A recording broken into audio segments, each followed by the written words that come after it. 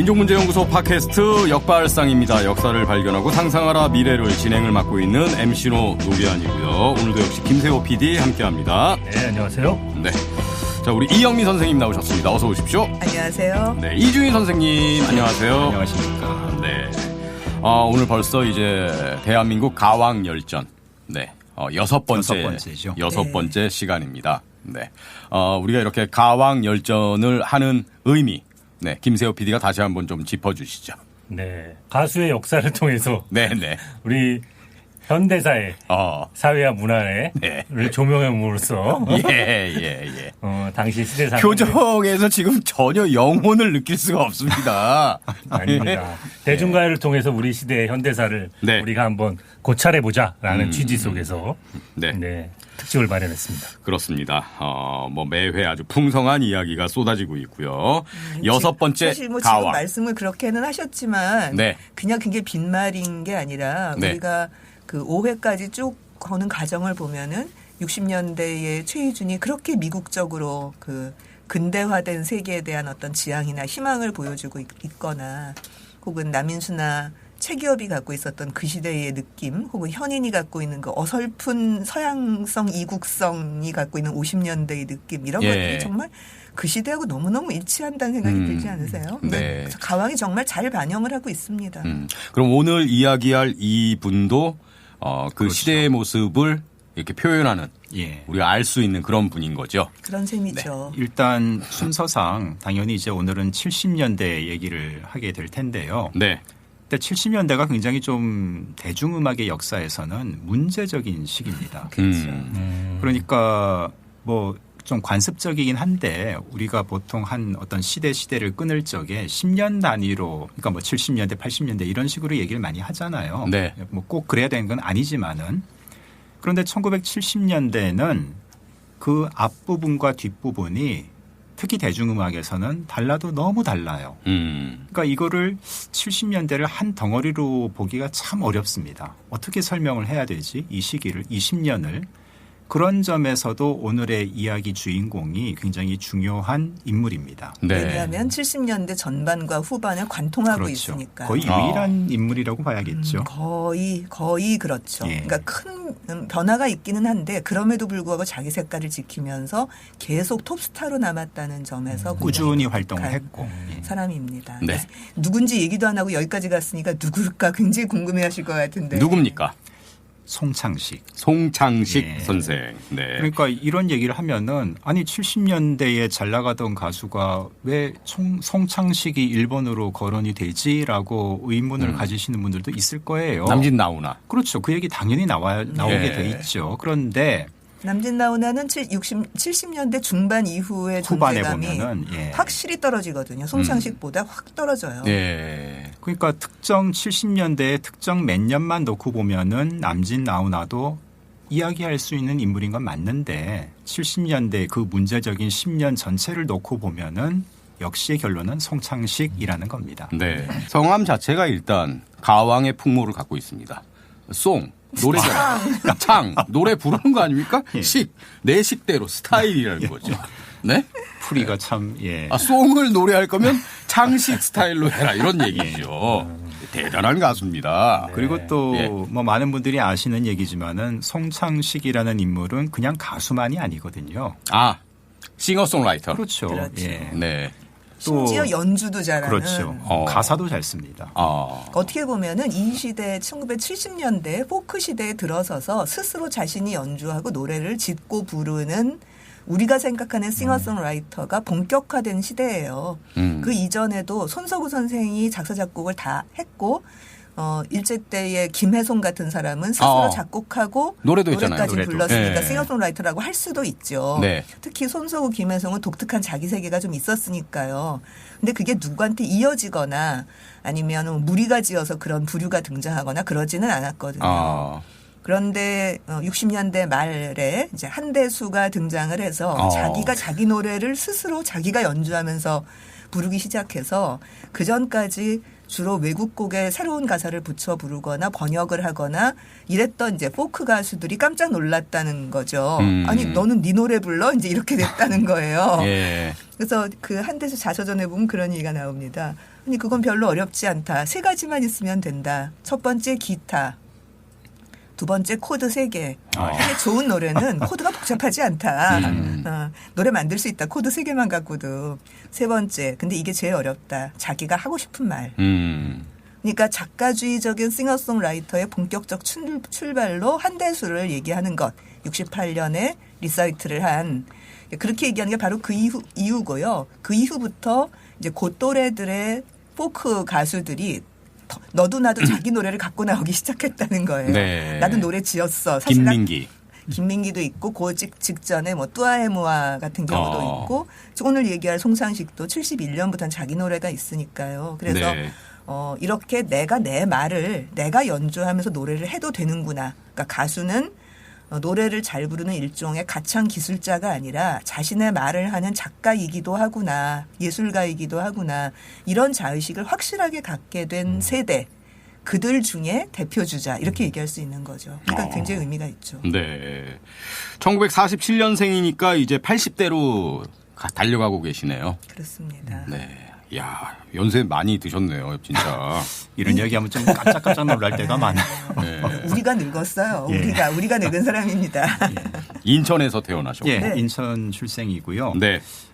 중학교까지 다 인천에서 나왔죠. 예. 근데 이제 고등학교는 또 서울예고를 다니셨는데. 그러니까 유학으로 오셨네요.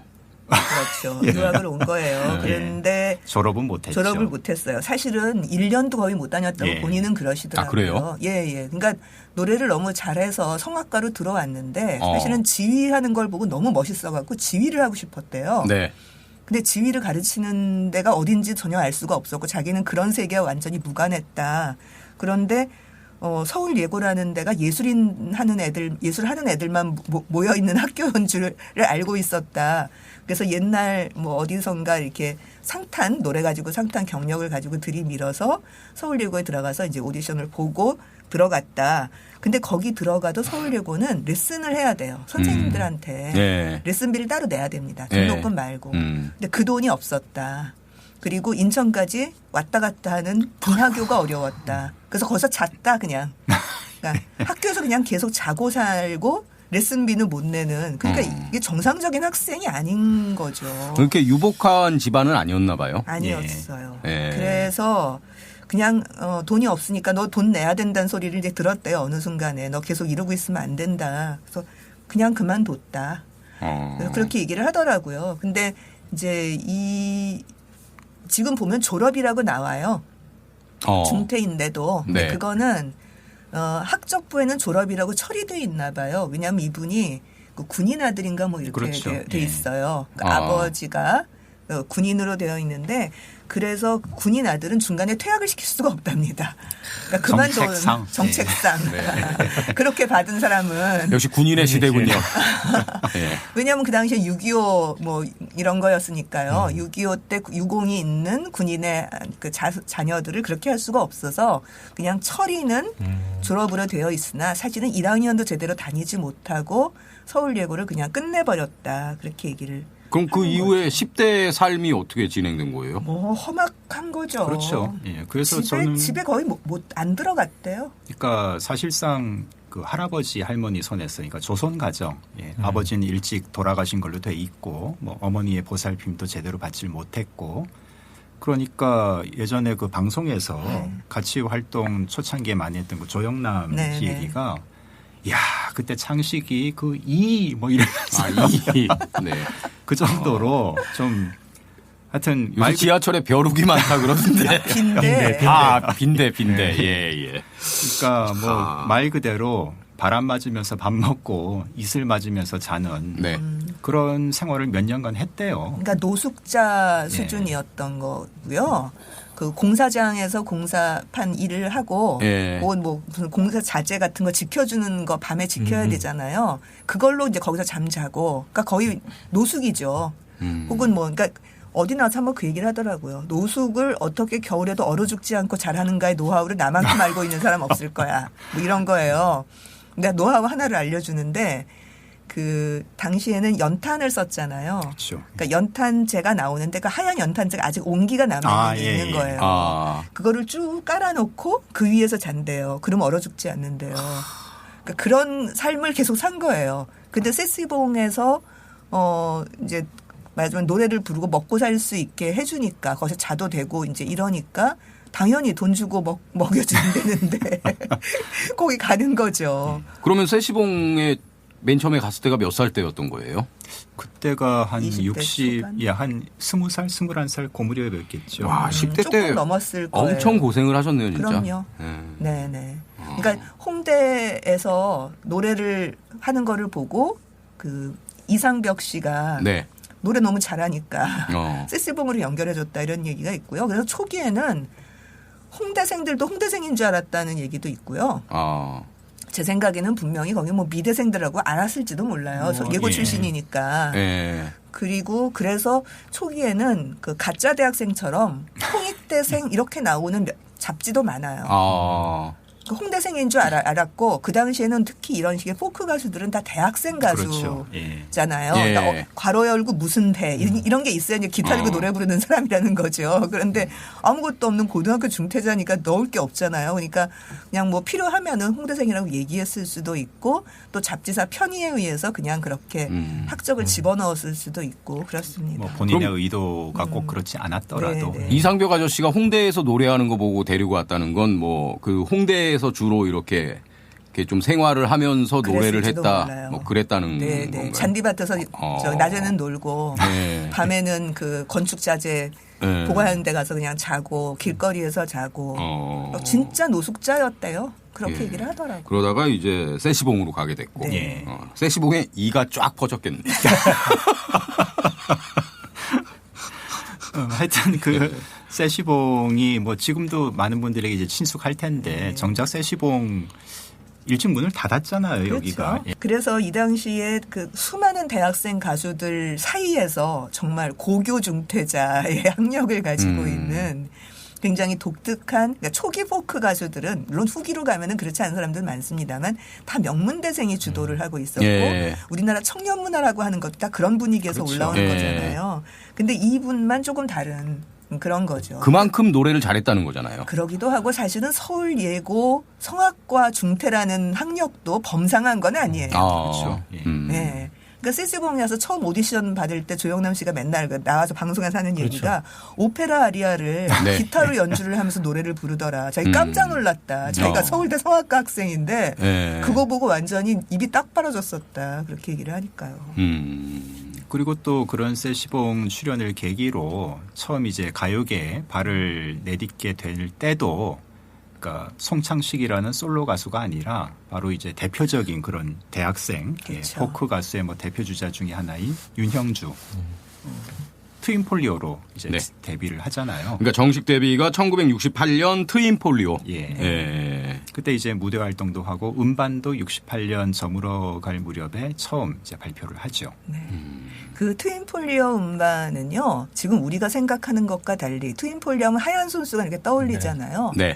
그리고 뭐 포크의 시대니까 막 포크는 다 싱어송라이터니까 그냥 이렇게 연결해서 생각하는데요. 거기 나온 음반은 100% 외국곡이에요. 한 곡도 우리나라 곡이 없어요. 근데 물론 번안이라고 얘기하는 거는 조금 어폐가 있는 작품들도 많아요. 왜냐하면 원 가사하고는 무관하게 완전히 새롭게 써버린 가사가 되게 많으니까. 웨딩 케이크도 사실 그렇고요. 그냥 제목만 갖고 곡만 갖고 온 거고 하얀 손수건도 조용호 사 이렇게 되어 있는데 그분이 PD죠. 그렇죠. 근데 세시봉 그 콘서트 뭐 이런 데서 나와서는 그 윤형주 씨가 그런 얘기를 하더라고요. 사실 그 가사 송창식이 썼다. 충분히 그럴 수 있죠. 그럴 수 있어요. 그러니까 음반 만들면서 이래저래 다리 놔준 그 무슨 PD나 이런 사람들이 그 당시에 라디오 PD, 음악 PD들이 많이 거기에 관여했었으니까 그러면서 이름이 그렇게 들어간 왜냐하면 뭐 네가 뭔데 네 이름을 써 이렇게 이런 음반사에서 그럴 수도 있잖아요. 그러니까 어른 이름 하나 집어넣어서 뭐 판매용으로도 좋고 뭐 약간 감사의 뜻 뭐 이런 의미도 있을 수 있고요. 그러기도 하고 뭐 방송에서 어디 틀기에도 그렇죠. 방송국에서 보기에도 신빙성이 좀 있고 그런 사람이 가사 썼다 그러면은 이때는 뭐 저작권 그런 거 없었죠. 그런 거로 먹고 살던 시대가 전혀 아니에요. 80년대까지도 코리아 하면 뭐 해적 국가였으니까요, 말하자면. 하얀 손수건은 그러면 원곡이 어떤 곡입니까? 나나무스꾸리의 노래예요. 나나무스꾸리. 예, 그 영어로 안 된 거만 들어서 저는 잘 몰라요. 가사 뭔지. 물론 영어로 들러도 잘 몰라요. 저도 뭐 제가 그리스어를 모르긴 하는데 네. 원곡의 제목에도 손수건은 들어가 있답니다. 아, 그래요? 예. 그래요? 아. 상당히 들으면 진짜 기분이 좀 무스꾸리해지는. 네. 그럼 여기서 하얀 손수건 들을까요? 예. 네, 이게 그러니까 공식 데뷔곡인 거죠, 그러면? 그렇죠. 네.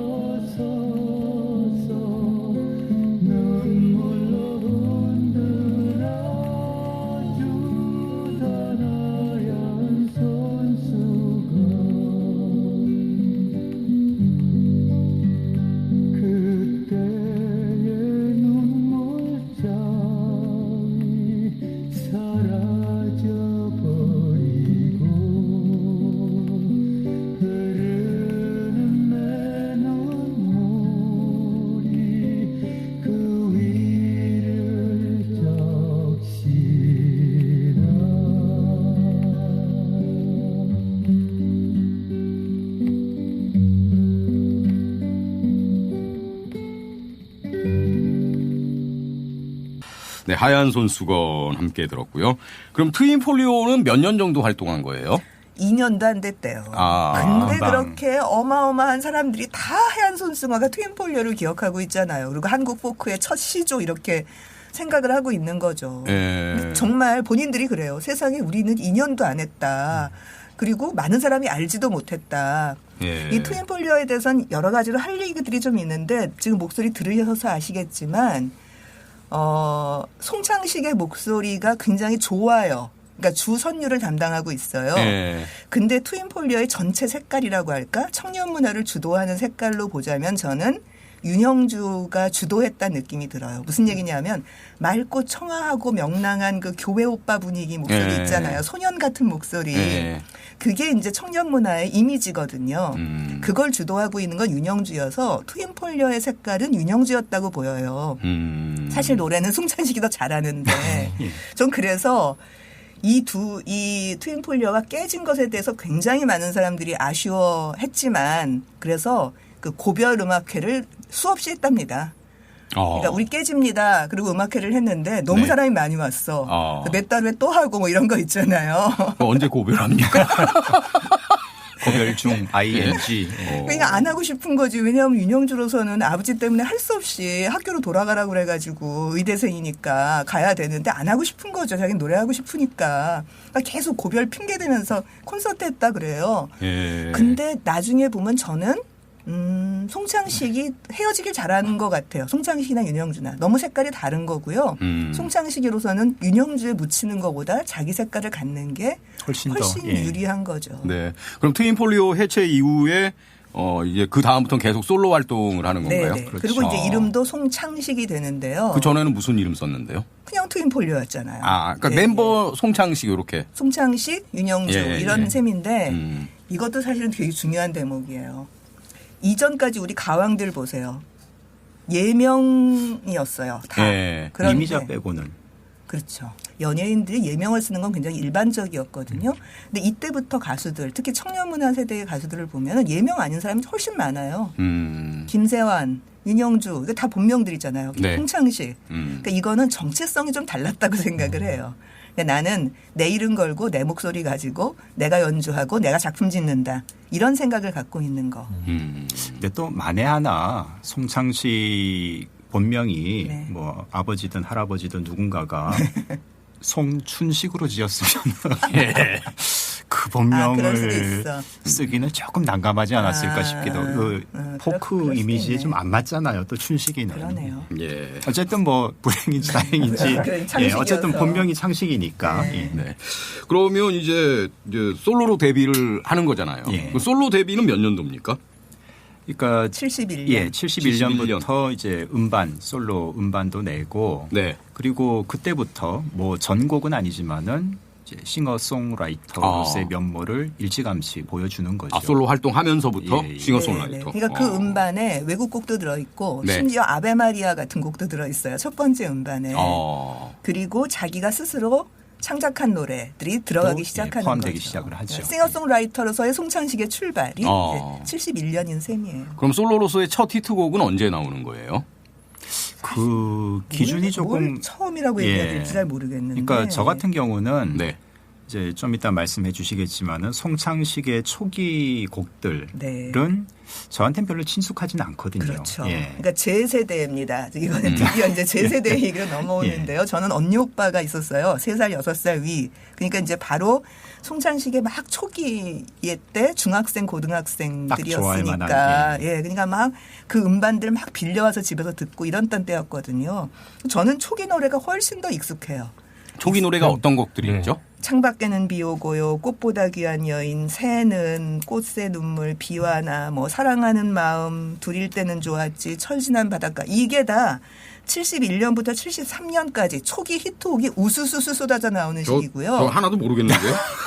이거 다 히트한 노래예요. 당시에. 딩동댕 지난 여름은 아시죠? 네. 딩동댕 울리는 나의 기타는 이거 아니에요? 아니요. 그건 나의 기타 이야기 후기 거고요. 딩동댕 딩동댕 뭐 그렇죠. TV 유치원 딩동댕이?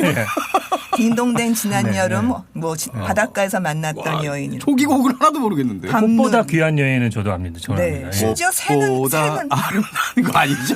새는 모른다고 새는? 새요? 새는 모른다고요?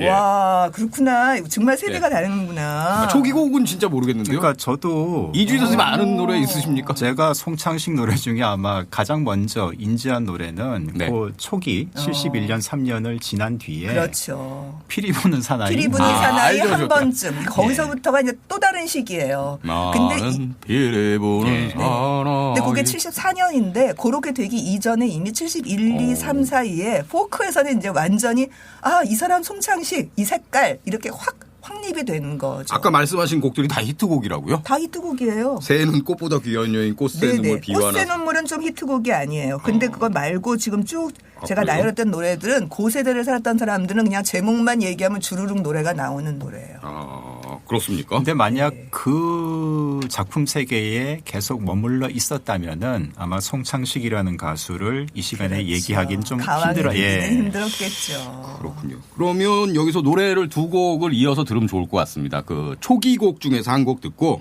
그 다음에 이제 74년 곡 우리 이주희 선생님하고 저하고 기억하는 첫 번째 노래 피리 부는 사나이. 창밖에는 비 오고요를 들으시면 우리가 생각하는 송창식의 목소리가 전혀 아닌 정말 맑고 청한 초기 목소리를 들으실 수 있어요. 게다가 이 노래가 송창식 작곡인데 우선 창법과 그 맨 마지막에 비 오고요 하는 부분의 노래의 처리가 너무 독특해서 송창식 말고는 아무도 못 부르는 노래. 첫 번째 흥미로운 데모. 또 하나는요. 이 노래 선율이 어떻게 되냐 하면 미파 미파 미파 미레 미레 미레 도레 도레 도레 도시 도시 도시 무슨 노래가 이렇게 생긴 노래가 다 있냐고요. 이 노래 이렇게 가는 게 3분의 2예요. 근데 이렇게 작곡을 해서 노래를 만드는 진짜 희한한 창작자인 거죠. 이건 천재가 아닌 못하는 짓이죠. 자, 그럼 창밖에는 비 오고요 듣고 피리 부는 사나이 듣겠습니다.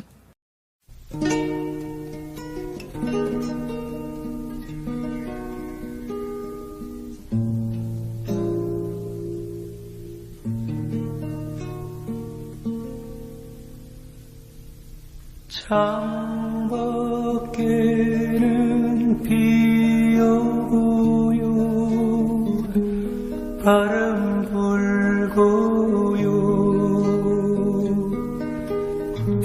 그대의 귀여운 얼굴이 날 보고 있네요. 창밖에는 낙엽 지고요 바람 불고요 그대의 알색한 얼굴이 날 보고 있네요.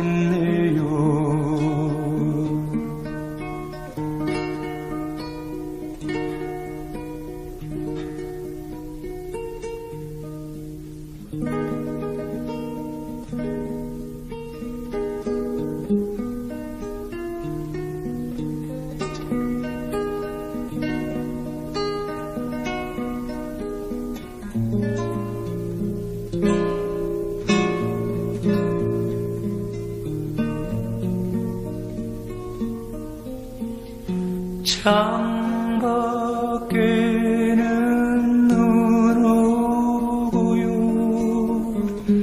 바람 불고요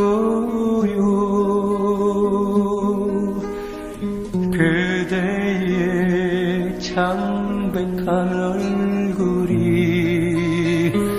날 보고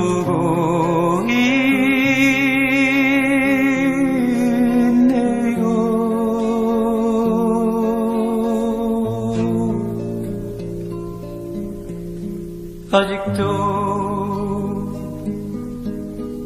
창밖에는 바람 불고요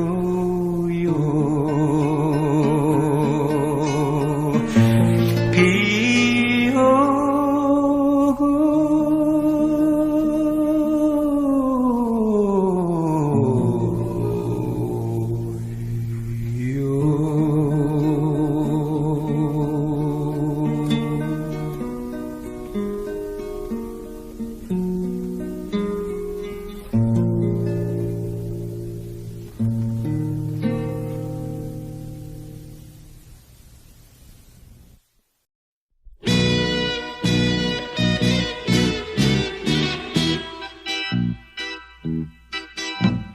나는 길 보는 사나이 걱정 하나 없는 떠돌이 은빛 피리 하나 갖고 다닌다.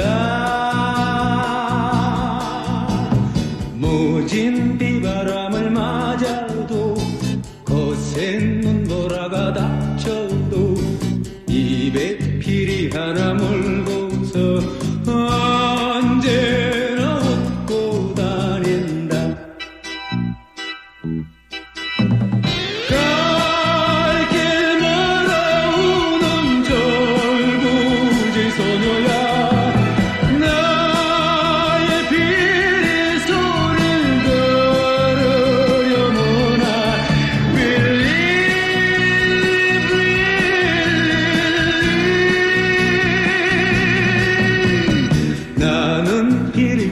사나이 바람 따라 도는 떠돌이 은빛 피리 하나 물고서 언제나 웃는 멋쟁이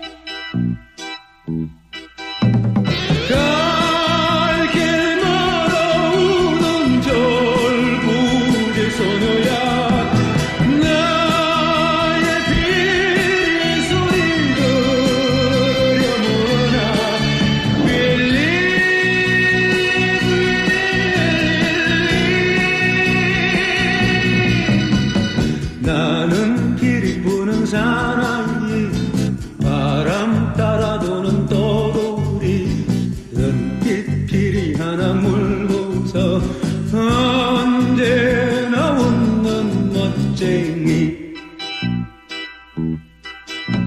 언제나 웃는 멋쟁이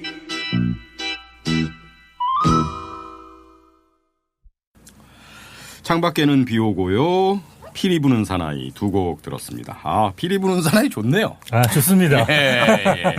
역시 좀 우리 대중음악은 뽕기가 좀 있어야 돼요. 역시. 뽕기 이전에 이 사람이 굉장히 우수어린 목소리를 갖고 있었다는 거를 기억해야 된다는 얘기를 하고 싶었던 거예요. 창밖에는 비 오고요. 네네. 예. 그러니까 새는이나 꽃보다 귀한 여인이나 이런 노래가 다 그래요. 굉장히 우수어린 분위기가 있어요. 그거는 하얀 손수건 시대에는 나타나지 않았던 그 윤형수 색깔한테 묻혀서. 근데 솔로로 독립을 하면서 그 우수어리고 청아한 청년의 목소리 이런 것들이 있어서 송창식의 시대가 이제 시작이 되는 거거든요. 네. 근데 딱 3년 가더니 갑자기 궁짜자 그러면서 뭔가 이 대중성에 대한 고민을 하지 않았을까요? 있었던 것 같아요. 그러니까 지금 와서는 저는 굉장히 그 당시에 소녀 시절이었으니까 송창식의 변화가 섭섭했지만 본인은 그렇게 얘기해요. 초기에는 그 멜랑콜리한 노래 되게 많이 불렀다. 근데 금방 거기서부터 벗어났다 이런 얘기를 합니다. 그러니까 저는 그때 대중성을 생각해서 회절했다 좀 이런 느낌이 있었거든요. 그러니까 피리 부는 사나이나 한 번쯤이나 왜 불러 같은 노래가 이제 와서는 그게 트로트까지를 포용하는 어떤 실험이라는 느낌이 들고 자신의 세계가 넓어지는 거라고 이제는 이성적으로 받아들이지만 그 시절에 속이 송창식을 좋아했던 사람으로선 되게 실망스러웠던 대목이에요. 아니 꼭 저래야 돼? 송창식까지? 뭐 이런 송창식까지 수많은 사람이 뽕짝을 하는데 송창식까지 뽕짝을 해야 돼? 좀 이런 느낌이었었어요. 근데 송창식으로서는 제가 이제 나이가 먹어서 얘기를 하거나 분석하는 것처럼 그런 좀 다른 세계까지를 포용하면서 자신의 작품 세계를 넓혀가는 거고 나중엔 그 세계로 가버려요. 그래서 이 두 번째 시기가 저는 74년부터 한 77년까지 그러니까 토암산 정도에서 이제 또 한 번의 거대한 한 산이 하나 있다고 생각하면 그 즈음까지가 있는 것 같은데 그게 하나가 지금 이 트로트를 받아들이는 사실 피리 부는 사나이는 한 번쯤은 선율은 트로트는 아니에요. 근데 리듬에서 궁짜작 하는 게 있고 단조인데다가 그러니까 단조 스탠다드 팝과 트로트가 결합한 60년대 한 말의 경향 같은 거를 이제 확 받아들여서 통속적인 분위기를 내는 거거든요. 왜 불러는 완벽한 트로트 선율을 갖고 있어요. 왜 불러? 네, 그건 라시도미파의 오음음계를 써서 그거는 굉장히 트로트적인 성격이 강한데 편곡은 락으로 해버린 아주 독특한 작품이고요. 또 하나는 이때 등장하는 이 두 번째 시기에 트로트를 받아들이면서 등장하는 게 약간 송창식적 세계관이라고 할까 하는 게 좀 있어요. 어떤 거죠? 그러니까 촉 있게 굉장히 우수어린 그런 상처받은 뭐 슬픈 멜랑콜리한 뭐 이렇게 해서 제가 설명을 했잖아요. 근데 74년부터 77년까지 작품들을 보고 있으면은 아니 물론 뭐 초기 같은 작품들이 있기는 해요. 예. 뭐 그리움이나 그대 있음이나 이런 작품이 유지는 됩니다. 근데 완전 180도 달라지는 건 그렇죠. 아니니까요. 그러니까 하나씩 덧붙는 거예요. 예. 새로운 게 덧붙고. 왜 맨 처음 고백 같은 노래 기억하세요? 맨 처음 네. 고백. 네. 그렇죠. 사랑해도 좋을까? 그런데 하루 이틀 사흘 그냥 지나가 버렸어요.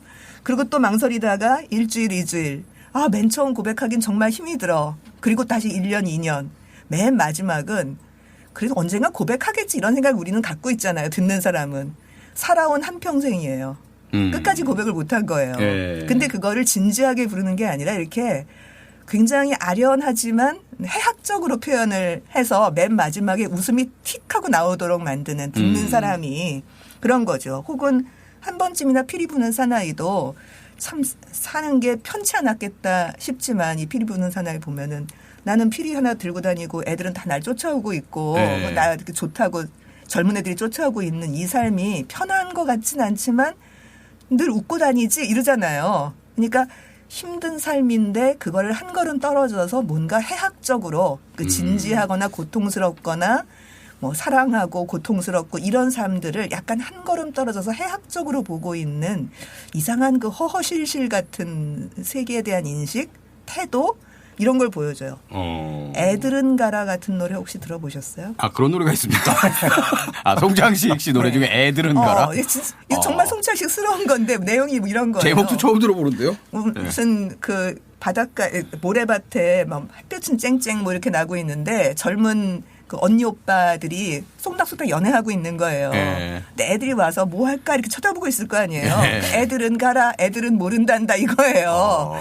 근데 연애가 얼마나 진지한 얘기예요, 지네들한테는. 예. 근데 그 진지한 거를 그렇게 애들은 가라 같은 식으로 굉장히 코믹하고 해학적으로 이렇게 탁 넘겨버리는 거죠. 그게 송창식의 세계관이다. 저는 그런 것 같아요. 근데 그게 그냥 생긴 게 아니고 너무 힘들게 살아서. 10대 때.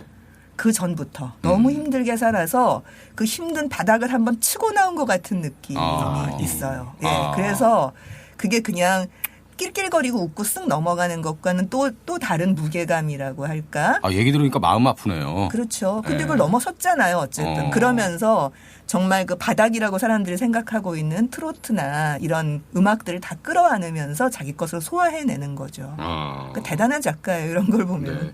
그래서 노래 제목도 피리 부는 사나이로 하지 않았을까요? 나 기타로 상징되는 포크 가수인 줄 알지만 네. 앞으로는 피리도 불고 태평소도 불고 그래서 뽕짝도 내가 수용한다 그래서 그것도 있고 저런 느낌 안 들어요? 그 왜 동화에서 보면 피리 부는 있죠. 사나이 쫓아다니는 쥐 잡는 거. 네, 그 애들이 쫓아오는데 그 애들을 다 밀어넣잖아요, 결국은. 그러니까 그런 뭔가 우울함이 있어요, 그 노래에도. 근데 좋다고 막 젊은 애들이 자기 노래 부르면 쫓아오기는 하는데 그들이 막상 그게 다 좋은 것도 아니에요. 아, 니들 뭐냐? 이런 생각도 한편으로 있고.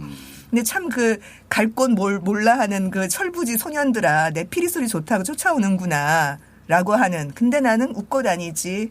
이러고 있는 거죠. 예. 이게 참 범상치 않은 사람이니까요. 그리고 또 송창식이라는 개인의 성격 캐릭터도 그렇지만은 네. 지금 말씀해 주신 송창식의 두 번째 시기가 딱 유신의 절정기잖아요. 맞아요. 예. 74년에서 77년. 예. 예. 뭐 정확히 딱 겹치기 때문에 그런 시대적인 어떤 좀 문제적인 약간 그러니까 그냥 우울도 아니고 이걸 뭐라고 참 표현해야 될까 굉장히 복합적인 그런 것도 있는 것 같고요. 네, 네. 그리고 또 이 당시 대중가요계의 좀 큰 흐름을 보면은 누가 누구를 포섭했는지는 뭐 관점에 따라 다를 수 있겠지만 예컨대 트로트 고고 같은 게 네. 락이 트로트를 포섭한 것일 수도 있고 트로트가 락을 네. 포섭한 것일 수도 있는데 그런 측면이 일종의 그 포크 영역에서 일어난 현상으로 이 송창식의 이런 노래들을 네. 뭐 이해할 수도 있겠죠. 네. 맞습니다. 이중희 선생님 지금 말씀 들어보니까 피리 부는 사나이 이 노래가 박정희를 상징한 것 같기도 하다. 이런 느낌이 드네요. 전혀 아니에요. 송창식은 그런 세계를 되게 싫어해요. 아, 그렇습니까? 예, 예. 본인이 뭐 도와주거나 개인적으로 이렇게 할 수는 있지만 자기는 노래는 별로 그런 거하고 관계가 있다고 생각하지는 않는다. 이렇게 보는 분이에요. 어쨌든 제가 잘못 짚었네요. 이 과정을 거치면서 그 대마초 때문에 사라지거나 아니면 김민기처럼 군대를 가서 어디론가 사라져 버리거나 네. 혹은 그냥 반짝 그 초기의 인기를 갖고 없어져 버리거나 했던 포크 가수들이 많은데 이 사람은 트로트까지를 포용을 하면서 몇 개의 금지곡이 있었지만 75년이라고 하는 그 거대한 강을 무사히 넘어서 70년대 후반에 최고의 가수로 최고의 인기 가수로 등극하게 되는 거예요. 송창식 아저씨는 대마초 안 피웠어요? 안 걸렸어요. 그러니까 피웠는지 안 피웠는지 안 걸렸다고. 안 걸렸어요. 예. 근데 웬만하면 다 걸렸기 때문에 안 피웠으니까 안 걸린 거 아닐까요? 이 정도면은. 대마초의 그 파도도 넘었었고. 네. 그러니까 그 파도만 단순히 넘은 게 아니라 네. 바로 그 유신의 한 가운데에 1975년도에 네. 진짜 가수왕이 돼버렸거든요. MBC 10대 가수. 그러니까 이 뭐 성창식을 포크라는 영역에 한정시킬 필요는 없지만은 네. 어쨌든 뭐 대표적인 장르하면 포크를 먼저 떠올릴 수밖에 없는데 포크 계열 가수 중에 이렇게 가수왕 타이틀을 따낸 사람은 그 TBC 쪽에서 김세환이 최고 인기 가수를 받긴 했으니까 뭐 두 명밖에 없죠. 김세환 아저씨도 이 당시에 히트곡이 많았나요? 많았죠. 인기 좋았죠. 엄청난 인기였죠. 그러니까 김세환은 그렇게 얘기하잖아요. 자기는 별 재주는 없는데 네. 옆에 형주 형이랑 창식이 형이 있었기 때문에 그 좋은 곡들을 내가 다 받을 수 있었다. 그거 나 줘. 그래가지고 내가 부른 노래가 많다. 이건 75년 MBC 가수왕. 예. 네. 근데 그때도 중요한 곡이 왜 불러예요. 나중에 왜 불러는 금지곡이 되는데요. 그 바보들의 행진 안에 나오는 삽입곡으로 지금은 많이 알려져 있죠. 장바단속 하는데 왜 불러 그렇죠. 하고 튀어나오는 그 해학적인 장면. 근데 어쨌든 헤어져서 가는 사람의 이야기를 그걸 왜 불러 같은 그런 희극적인 장면으로 형상화해낸다는 게 굉장히 흥미로운 대목이에요. 네. 그래서 이제 68년 데뷔 이후 80년대 초여까지 최고 가수의 지위를 유지했고요. 예, 그러면 여기서 75년 가수왕을 선물해 준 노래죠. 그렇죠. 왜 불러가. 그 발디딤이 됐으니까 네. 이 노래는 뭐 꼭 들어야죠. 자, 왜 불러 함께 듣겠습니다. 왜 불러 왜 불러 돌아서서 가는 사람 왜 불러 돌아질 땐 무정하더니 왜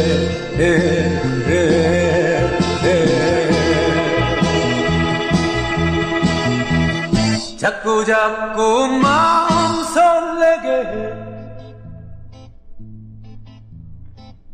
아니 안 되지 들어서는 안 되지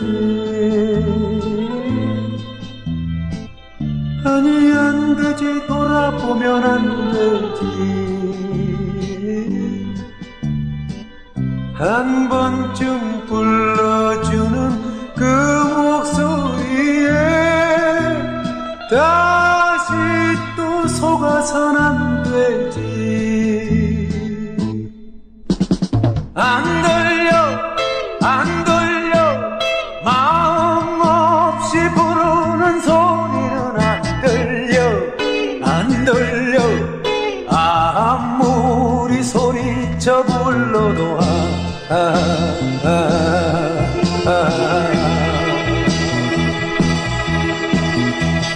이제 다시는 나를 부르지도 마 가던 발걸음 멈춰선 안 되지 애절하게 부르는 소리에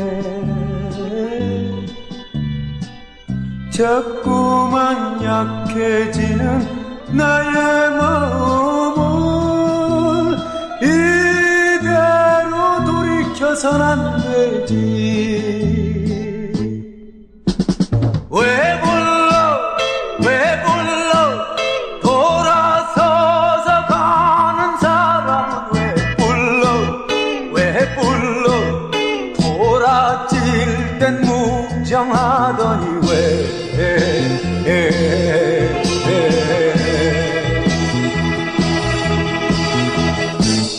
자꾸 불러 설레게 해 왜 불러 함께 들었고요. 송창식의 두 번째 시기가 이제 74년부터 77년까지라고 말씀하셨잖아요. 네, 저는 그러니까 어디서 끊을까 되게 고민을 많이 했는데요. 네. 그래도 토암산 정도 앞에서 거기서부터 끊어야 되는 게 아닌가 싶어서 네. 토암산이 78년입니다. 그럼 78년부터 또 새로운 어떤 그 작품 세계가 이렇게 나오는 건가요? 저는 그렇게 봐요. 네. 그러니까 이때는 우선 굉장한 대작들이 나와요. 대작이라 하면 러닝 타임이 길다는 얘기인가요? 크죠. 길고 그러니까 커요. 이게 참 좀 애매한 표현이긴 한데 네. 근데 노래를 들어보면은 그 막연하지만 그 느낌은 확실히 네. 있거든요. 뭔가 웅장해지는 느낌? 뭐 그런 것도 있고. 스케일이 크다 흔히 그렇게 얘기하는데요. 네. 우선 노래의 밑에부터 아래까지가 굉장히 선율이 복잡하고 크고 음폭도 크고 악기 구성도 다양하고 네. 노래도 길고 네. 구성도 단순하지 않고 굉장히 복잡한 다양한 선율들의 변주와 뭐 이런 것들이 이루어지고 네. 그런 것들이죠. 그러니까 이때가 우리나라에서 국제가요제를 막 열던 시절이었어요. 맞아요. 78년부터요? 네, 그래서 서울국제가요제. 예. 그런 것들이 있어서 토함산도 국제가요제 참가자. 그다음에 사랑이야도 국제가요제 참가자. 사랑이야. 예, 양희은이 나왔고 이건 송창식이 직접 나왔죠. 네. 그리고 뭐 나의 기타 이야기 같은 굉장히 크고 복잡한 노래들이 이 시기에 왕창 나와요. 또 흥미로운 것은 그 앞에서 있었던 트로트를 포용하는 경향을 유지를 해서 네. 근데 앞에 왜 불러? 한 번쯤 피리 부는 사나이 이런 거는 뭔가 해학적으로 표현할 때만 트로트를 썼거든요. 네. 그러니까 트로트는 진지하지 않을 때만 썼어요. 마지막 앞에서는. 근데 이때 토함산부터는 진지할 때도 트로트를 써요. 트로트를 가지고 진지하게 만들고 심지어 그걸 넘어서서 대작을 만들어요. 트로트를 하면 사람들이 벌써 아니 무슨 가요 국제가요제에 뽕짝이야 이러던 시절이에요. 이때 사실 저도 그랬고 그걸 보면서 텔레비전에서 실황할 때 근데 뽕짝 웃기지 마. 이걸 왜 우습게 여겨? 뽕짝이 어때서? 이러면서 뽕짝을 가지고 정말 대작을 만들어서 국제가요제에 들이미는 이런 모습을 보여주고 있는 거죠. 그래서 트로트를 오히려 거꾸로 국악 쪽하고 결합을 시켜서 서양 음악을 넘어선 한국 사람의 느낌, 한국적인 느낌, 뭐 이런 것 쪽으로 확장을 시키고요. 네. 그래서 노래의 그 가창도 마찬가지로 그 초기에 깔끔하게 부르는 방식을 넘어서서 소리를 막 흔들고 난리를 치는 이제 그런 방식으로 바뀌고 선율에서도 혹은 악기에서도 트로트와 국악까지를 다 버무린 것으로 이제 토함산 이후 시기는 그렇게 가게 되는 거죠. 그러니까 좀 평가를 하자면은 네. 뭐 트로트의 대가라고 보통 얘기하는 예컨대 뭐 박시춘, 뭐 박춘석 이런 분들도 이런 단계까지는 밟아본 적이 그렇죠. 없거든요. 트로트가 이렇게 대작을 만들어 보진 않았어요. 그러니까 그냥 그냥 뭐 실험이다라고 치부해 버리기는 또 완성도가 곡이 좋아요. 네. 작품 전체가. 그러니까 역시 송창식은 맨 서두에도 얘기가 나왔지만은 그냥 가수라기보다는 정말 작가. 예, 그런데 초점을 맞춰서 이해할 필요가 있는 인물입니다. 네. 그리고 남한테도 작품을 많이 줬어요. 많이 줬죠. 참. 예. 뭐 나비소녀. 나비소녀. 옛날. 그거 송창식 작품이에요. 아, 그래요? 네네. 전혀 아닌 것 같죠?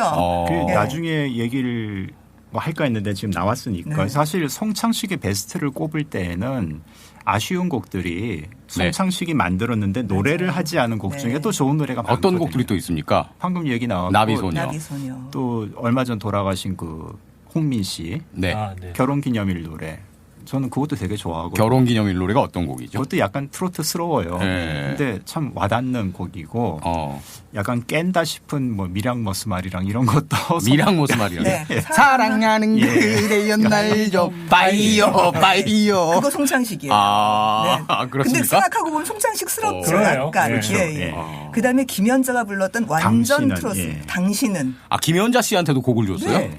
당신은이란 노래가 있는데요. 그것도 이렇게 들어보면 야 이건 진짜 단조 트로트다 싶은데 송창식이니까 이만큼 끌고 갔지 노래를. 이 선율을 이렇게 끌고 갔지 이런 느낌이 들어요. 그럼 송창식 본인이 불러서 제일 히트한 트로트 곡은 어떤 노래가 있을까요? 토함산이죠. 토함산. 네, 왜 불러하고 토함산이죠. 왜 불러하고 토함산. 네. 네. 오바이트 마운틴. 예. 그리고 저는 사실 이 노래는 잘 몰랐는데 오늘 같은 날처럼이란 노래가 있다고 알려주셔서 완전 트로트예요. 들어봤더니 그냥 좀 쓸데없는 상상이지만은 만약에 남인수가 이때까지 안 죽고 살았으면 남인수한테 줘도 참 어울렸겠다 싶은 생각이 드는 그런 곡이더라고요. 맞아요. 남인수 팬이셔서 너무 모든 걸 남인수 중심으로 이렇게 연결하시는 거 아닌가요? 이유가 뭐죠? 어울려요. 남인수가 불러도 충분히 소화가 되겠다 싶은 그런 곡입니다. 그냥 깔끔한 트로트 곡이에요. 단조 트로트 곡.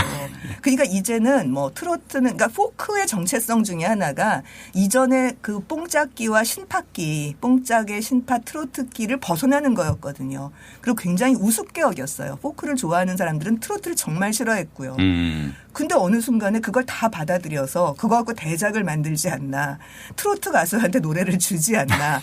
자기도 트로트 노래를 진짜 정통 단조 트로트 노래를 만들어서 부르지 않나. 네. 그래서 지금 이제 2000년대 이후에 이제 세스봉 붐 같은 게 다시 불었을 때 그런 질문들이 꽤 있어요. 당신 뭐 트로트 어쩌고 뭐 이런 트로트를 이건 좀 트로트적이지 않아요? 이제 이런 식의 질문이 나오면 트로트가 어때서요? 이런 식으로. 예. 트로트가 어때서요? 제가 옛날에 트윈폴리오 시절에 했었던 그 윤영주나 김세환과 같이 했었던 그 시절을 저는 이미 떠났어요. 저는 다 벗어났습니다. 그건 저 옛날 시절의 이야기고 그게 어때서 뭐가 문제예요? 그게 이렇게 얘기를 하는 거죠. 예. 따지고 보면 문제일 거 없죠. 그러니까 그 옛날 일제강점기서부터 쭉 와서 세대 교체가 돼서 청년문화 되는 시기에 트로트를 배제했다는 거는 충분히 이해가 되지만 그냥 음악 양식으로 특별히 후진 것도 아니고요. 그렇잖아요. 그게. 잘 만들면 되는 거 아닙니까? 그럼요. 예, 잘 만들면 되는 거 아니에요, 이거예요. 통상식시로는. 그리고 게다가 그게 더더구나 한국인들의 삶의 느낌하고는 훨씬 더 잘 붙어 있다고 생각을 하는 것 같아요. 네. 근데 토함사는 자작곡이 아니네요. 김현수 작사, 송결 작곡 이렇게 돼 있는데요. 이게 이름 얘기가 이제 자연스럽게 나와야 되는데 네.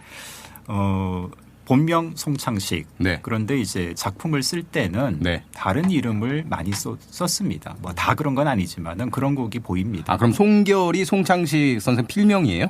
아들이에요. 아들. 동시에 아들 이름이기도 하고요. 또 한성숙도 있거든요. 한성숙은 아내입니다. 아내 이름인데요. 저작권을 좀 가족들에게 골고루 나눠주기 위한 어떤 포석이었을까요? 그러니까 그 사랑이야가 한성숙 작사로 되어 있거든요. 근데 거기에 대해서는 어디 다른 데서 한번 얘기를 해서 많이 이제 얘기가 정보가 돌아다니는데 자기가 잠깐 감옥에 들어가 있을 때 그 사랑이야 가사를 썼고 그거를 바깥으로 내줘서 자기 당시 애인이었던 그러니까 한성숙이 가사를 고쳤고 그래서 둘이 같이 썼다는 거예요. 그래서 그 노래를 이제 내놓을 때 한성숙 작사라고 하고 아마 작곡이 송결로 돼 있나요? 뭐 그런. 예. 자기 아들 이름으로 작곡을 해준 거예요. 그래서 그 시기에 아들 이름을 작곡자로 쓴 게 꽤 있어요. 그렇구나. 근데 또 저작권 문제는 제가 궁금해서 또 찾아봤거든요. 그러니까 예컨대 송결로 돼 있으면은 등록은 송결로 돼 있을 수 있거든요. 그러면은 아드님이 저작권료를 받느냐? 그건 아니고요. 아니에요? 받기는 다 송창식. 왜냐하면 그 코드 그 번호가 있어요. 작가별로 부여된. 그 코드는 다 동일합니다. 본인이 받는 건데 그렇죠. 이름을 하나 나눠주는 물론 거죠. 사후에는 아드님이 또 당연히 물려받겠죠. 사고 50년이니까. 우리 이준희 70년 하죠. 이준희 선생님. 네, 하여간 진짜 철두철미하게 연구하는 분입니다. 그래서 어쨌든 이 시기에 우리가 기억하고 있는 노래가 토함산이 있고 가나다라가 80년 노래잖아요. 가나다라. 한글날에 늘 들을 수 있는 노래. 그러니까 가나다라쯤 가면 훨씬 더 국악적으로 트로트하고 국악적인 걸 이렇게 버무려 놓은 거죠. 물론 그 이전에 있었던 그런 스타일의 노래들 예컨대 이집시다 같은 초기의 노래 같은 게 있기는 해요. 이집시다. 참 좋아하는 노래인데 그냥 슬쩍 있어요. 그리고 이제 대작으로 사랑이야 나의 기타 이야기 뭐 이렇게 커다란 노래들이 좀 있고 이런 거죠. 푸르른 날도 이 시기 작품이죠. 80년대 초반. 네, 서정주 씨. 그것도 대작이죠. 서양 음악 스타일로 되기는 했지만. 네. 이 푸르른 날에서 진짜 그 초록이 지쳐 단풍 드는데 이거는 정말 너무나 멋진 표현인데 왜 서정주가 썼을까요? 그건 그냥 서정주니까. 저는 좀 그랬어요. 그리고 들으면서 그냥 서정주 거고 송창식 색깔은 그냥 별로 좀 저는 좀 그랬어요. 하여튼 제가 이걸 TV에서 본 기억이 있어요. 서정주 선생하고 같이 출연해가지고 이 노래를 부른 걸 본 기억이 있는데 그때가 이제 10대 때인데 그 가사가 멋있죠. 정말 너무 아름다워서 가슴에 와서 박혔었었는데 나중에 알고 봤더니 미당 선생이 나쁜 짓을 많이 했더라고요. 네, 나쁜 짓을 사실 시는 잘 쓴다니까요. 그것까지 못 쓴다고 얘기할 수는 없어요. 자, 그럼 여기서 토함산. 네, 술 마신 그 다음 날은 절대 가면 안 되는 산입니다. 토함산 함께 듣겠습니다.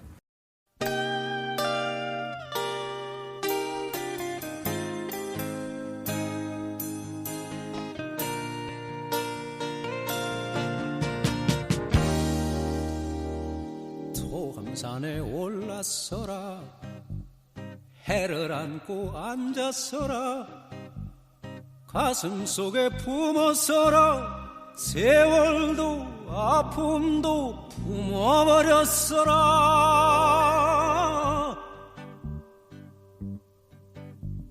터져 부서질 듯 미소 짓는 님의 얼굴에는 천년의 풍파세월 담겼어라 바람 속에 실렸어라 흙 속에 남았어라 님들의 하신 양 마음속에 사무쳐서 좋았어라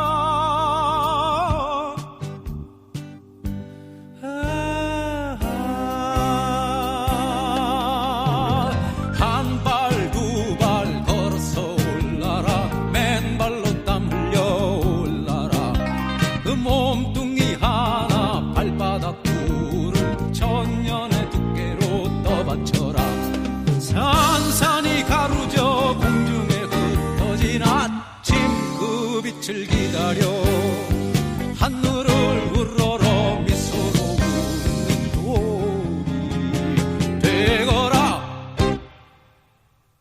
하늘 향해 뻗었어라 해를 향해 벌렸어라 팔을 든 채 이대로 또다시 천년을 더하겠어라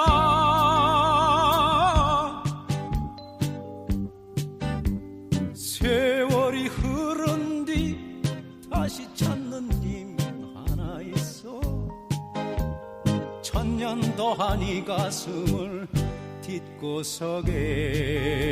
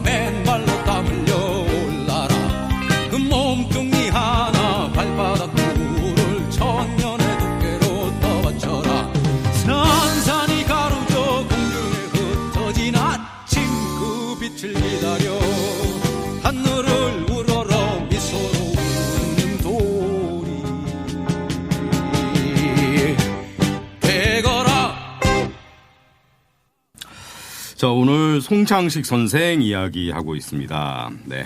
78년부터 86년 시기를 아까 이야기했고요. 그럼 이제 86년 이후에는 활동이 좀 뜸한 건가요? 뜸이 아니고요. 네. 가수로서만 활동합니다.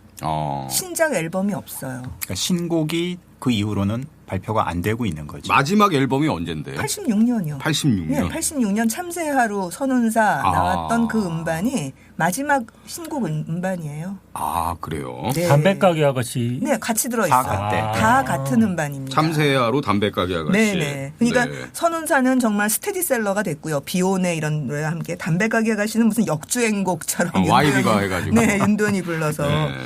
그 참새하루는 그때 떴어요. 바로 80년, 86년, 들었죠, 87년까지 그렇죠. 정말 많이 들었던 노래. 아, 제매. 비슷하지 않습니까?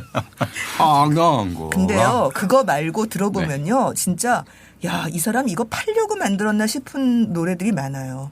예컨대 이건용이라는 현대음악 작곡가가 네. 있죠. 네. 한국예술종합학교 총장까지 지내셨던 당시에 서울대 교수셨던. 네.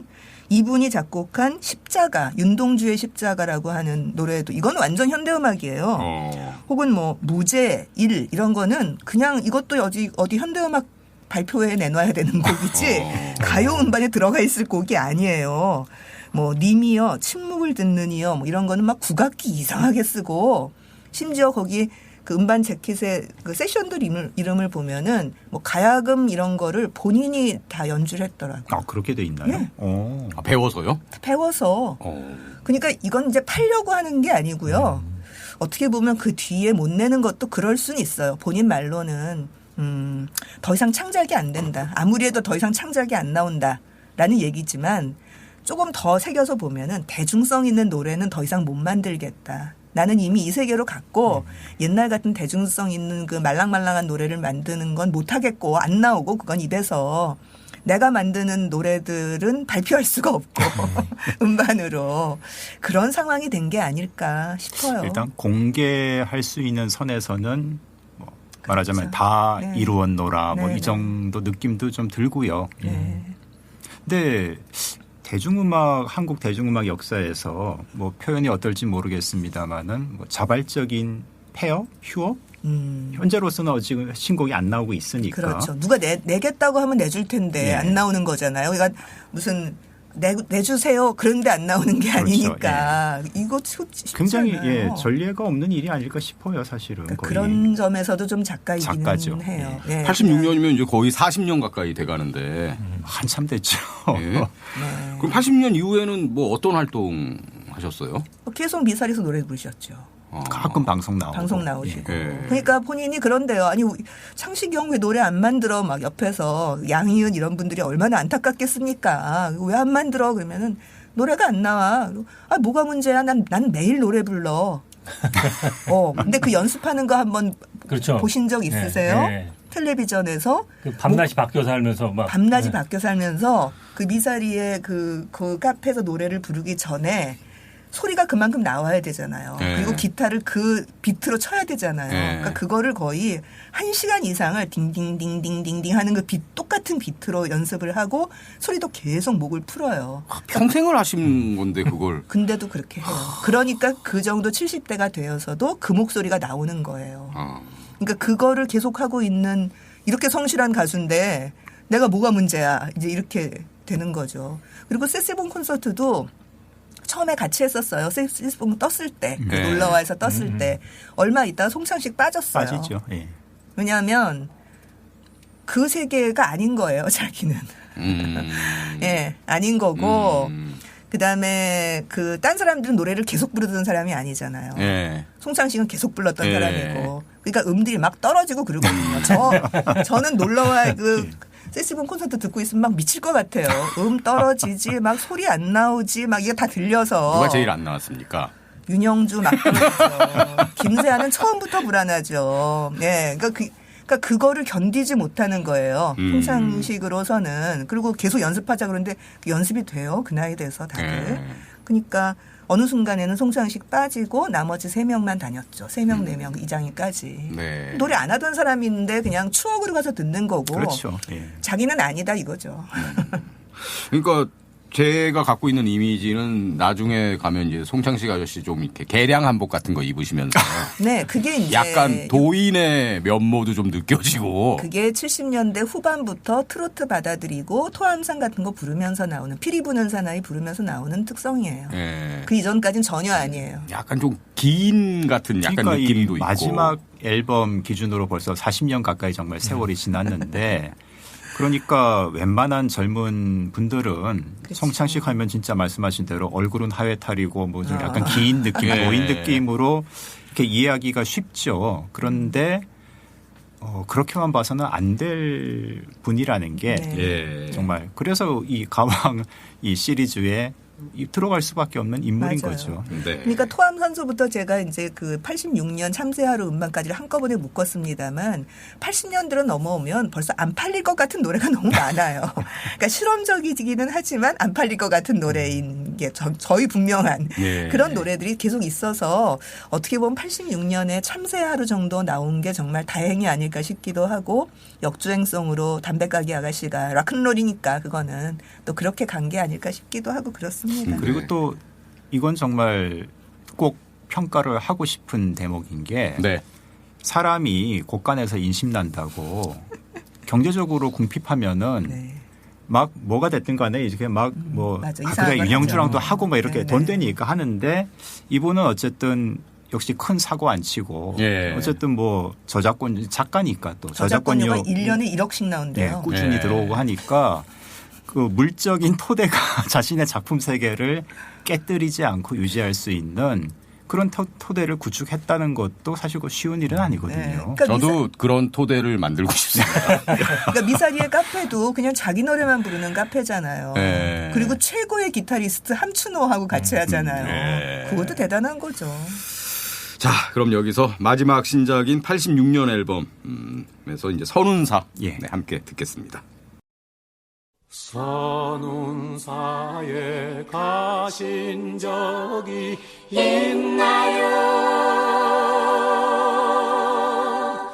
바람 불어 서른 날에 말이에요. 동백꽃을 보신 적이 있나요? 눈물처럼 후두둑 지는 꽃 말이에요.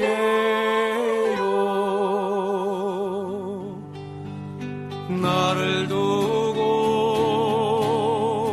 가시려는 이맘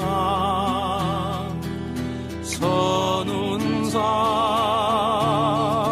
동백꽃 숲으로 와요. 떨어지는 꽃송이가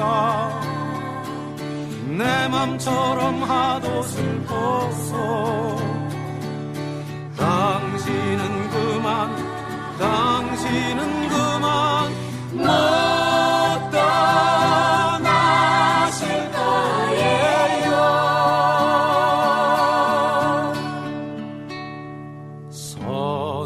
선운사에 가신 적이 있나요? 눈물처럼 동백꽃 지는 그곳 말이에요.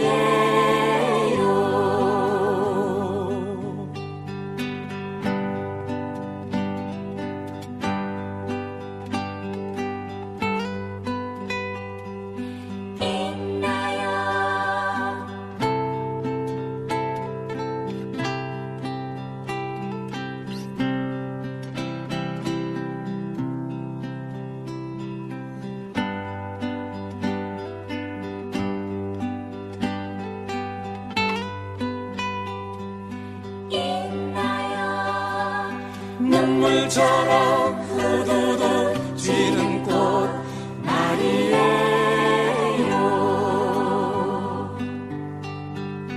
나를 두고 가시려는 이맘 선운사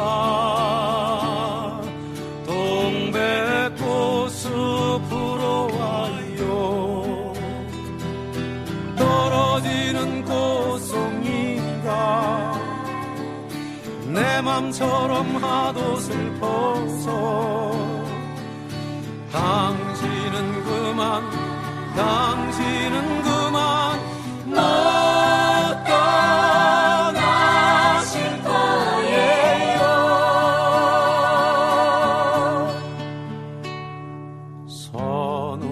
선운사에 가신 적이 있나요? 눈물처럼 동백꽃 지는 그곳 말이에요. 눈물처럼 동백꽃 지는 그곳 말이에요.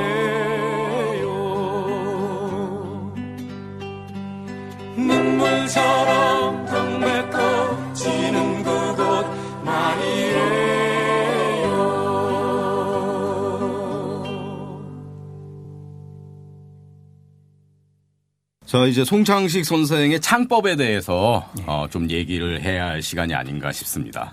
네. 일단 뭐 오늘 유독 그 따라 부르기를 많이 해주셨거든요. 예. 특징이 많잖아요, 송창식 아저씨가.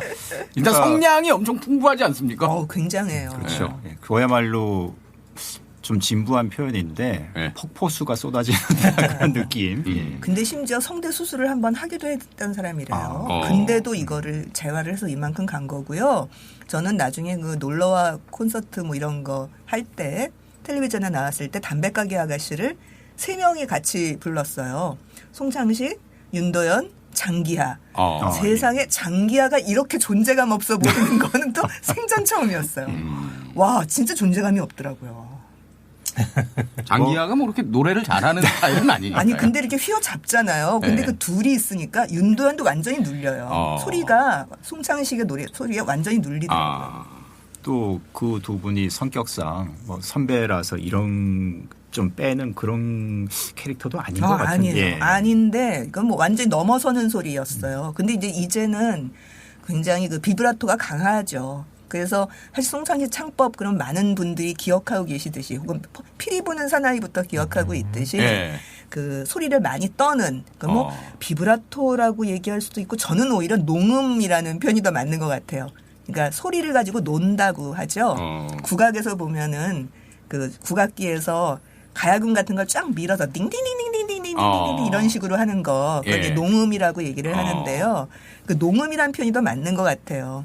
그런 식의 비브라토가 굉장히 심한 소리를 굉장히 성량 크고 굵게 내는 소리에 익숙해져 있는데 그거는 70년대 후반부터 정말 트로트를 받아들이면서부터 나오는 거고 전기 71년부터 73년 정도까지는 전혀 다른 창법 앞에서 들으셨듯이 그런 창법이에요. 그래서 사실 좀 천양지차인 거고 많이 달라진 거죠. 창법이. 그러니까 쉽게 접근하기 힘든 그런 가창이긴 한데 또 역설적으로 우리 MC 노를 비롯해서 많은 분들이 따라하는 노래이기도 하고 그렇습니다. 네, 근데 그 따라하는 대목이 그거 아닌가요? 그 비브라토를 크게 하고 또 하나는 어금니 깨무는 것 같은 창법. 그러니까 이렇게 하고서 입 크게 안 벌리는 것 같은 가나다라 마바서 이런 식으로 하는. 그리고 약간 끝에 이제 웃어줘야 됩니다. 그 특유의 그 미소 있으시잖아요. 재미 이런 식으로 황릉구나. 그거는 그런 노래에서만 해요. 우수어린 노래에서는 절대로 웃음기가 안 나와요. 근데 그렇게 그 어금니 깨무는 것 같은 창법, 그거는 지금 모창 대상이 될 정도로 이렇게 그 좀 특징적이기는 한데요. 그렇게 이상한 창법임에도 불구하고 뒤에 가수한테 영향을 준 것 같아요. 어떤 가수들한테 영향을 줬죠? 정태춘. 굉장히 비슷하죠. 최백호. 예. 저는 최백호 처음 텔레비전에 나왔을 때 텔레비전 소리가 이렇게 쓱 들리는데 저는 바깥에 있었거든요. 송창식이 다시 나왔는데 노래를 왜 이렇게 이상하게 부르지? 그러고 가서 봤어요. 그럴 정도로 송창식의 느낌이 있었고 최백호 씨도 어디 나와서 그런 얘기했어요. 송창식 노래를 굉장히 많이 부르고 따라하려고 노력했다. 지난 시간에 들었던 그 남진, 최희준 이런 관계를 좀 그런 느낌인 거예요. 왜냐하면 최고일 때 계속 그 노래를 부르면서 기타 치면서 흠모하면서 이렇게 된 거죠. 정태춘 선생도 많이 영향을 좀. 그렇죠. 그 어금니 깨무는 창법 같은 게 약간 탁하고 소리가 굵지는 않지만 충분히 그렇고요.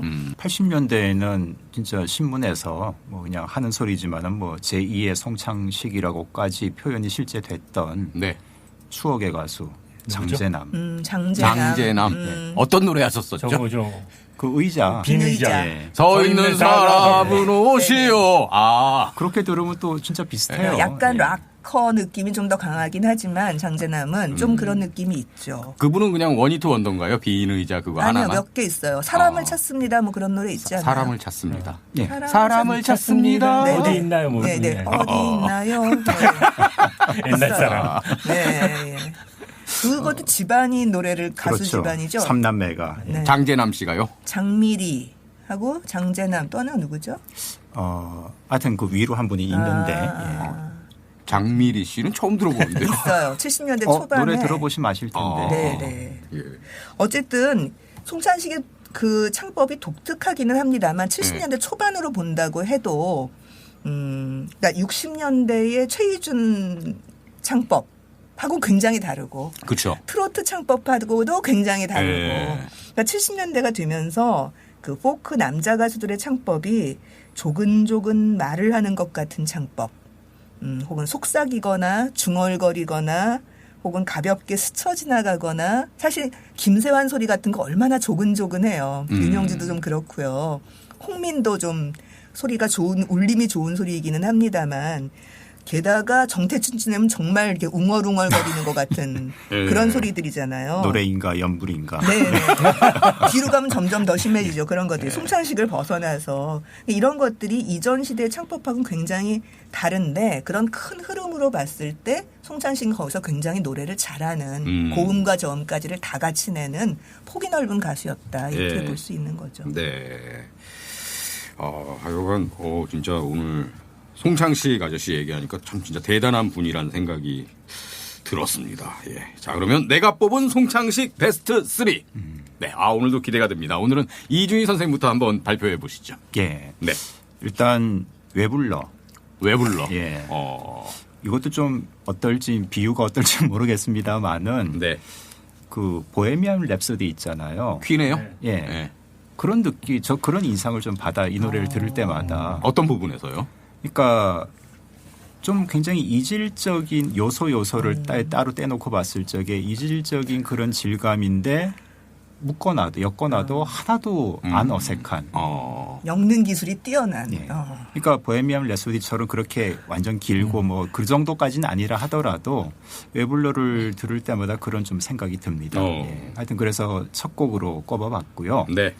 두 번째는 병사의 향수를 골라봤습니다. 그런 노래가 있나요? 있어요. 그 군대에서 많이 들으셨을 텐데. 병사의 향수요? 예, 그러니까 제목은 낯설 수도 있는데. 네. 어떤 노래죠?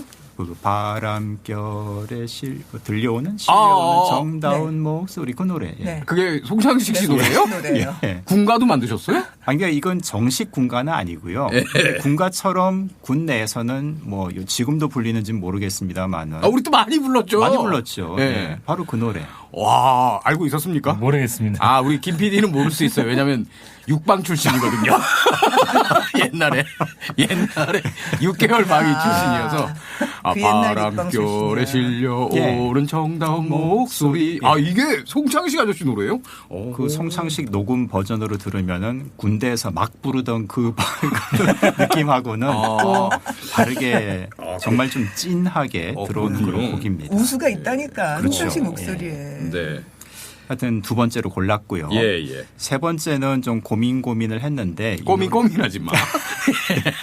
이 노래에 전화를 넣고 좀 재다가 담배 가게로 갔습니다. 담배 가게 아가씨. 네. 그리고 하나도 안 겹쳤어요. 좋습니다. 이 노래는 이것도 좀 이상한 또 연결인지 모르겠지만 또 퀸입니까? 남인수. 담배 가게 아가씨가요?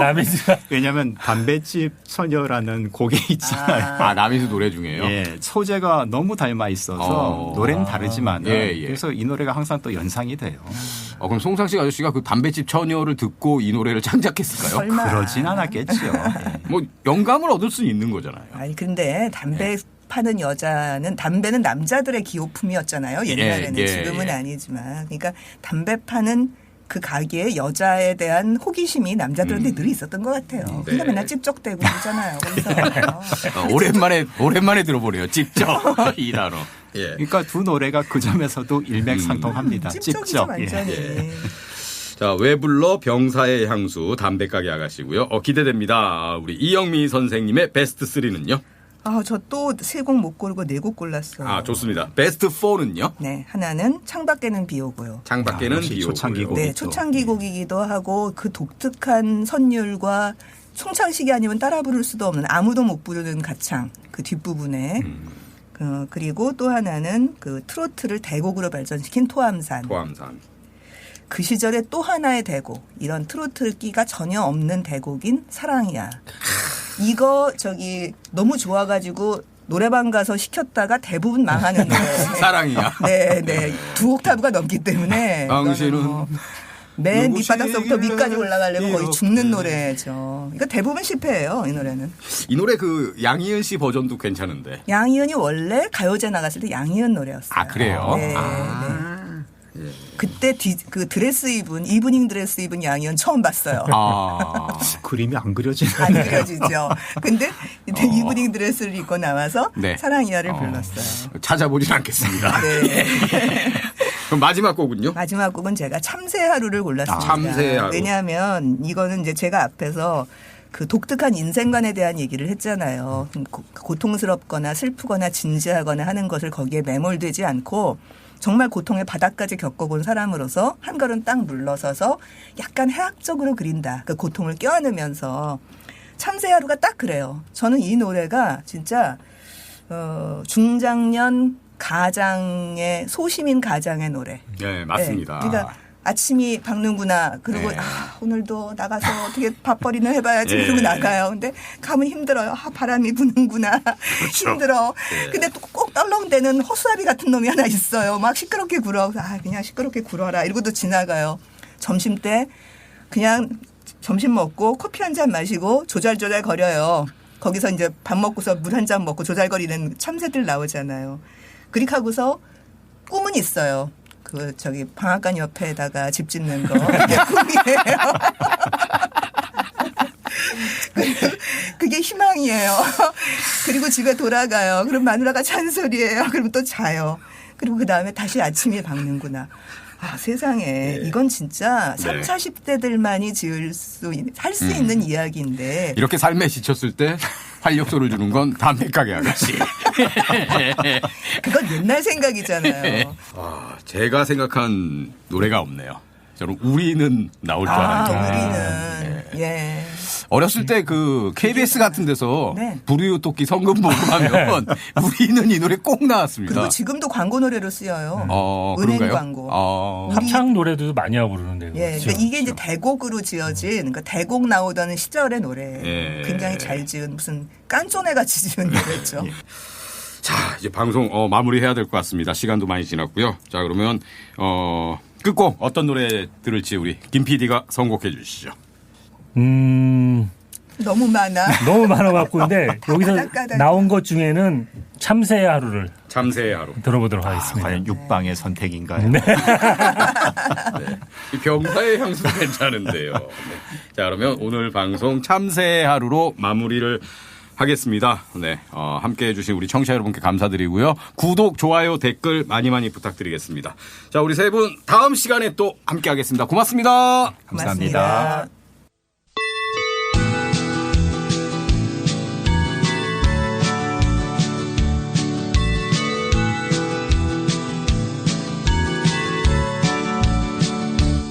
아침이 밝는구나 언제나 그렇지만 오늘도 제 너머에 나달갱이 주러 나가봐야지 아침이 밝는구나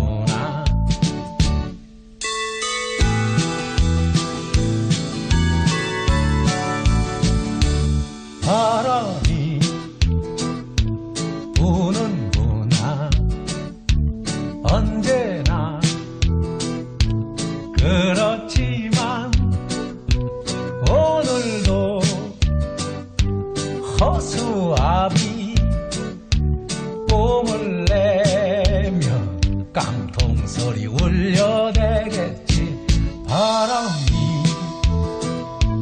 부는구나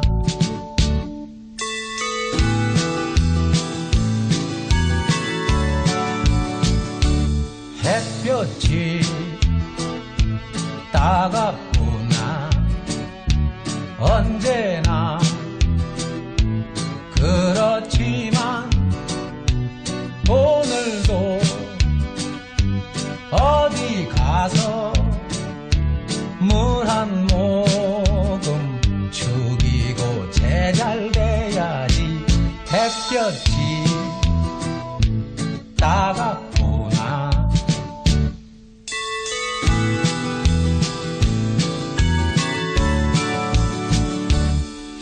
희망은 새롭구나.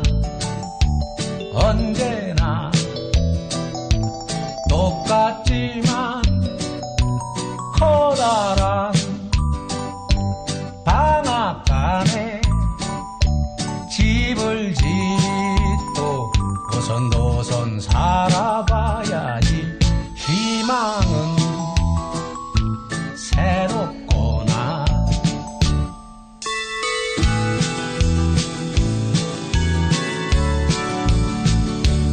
이제는 졸립구나. 언제나 그렇지만 마누라 바가지는 자장가로 부르는 사람의 노래. 이제는 졸립구나. 아침에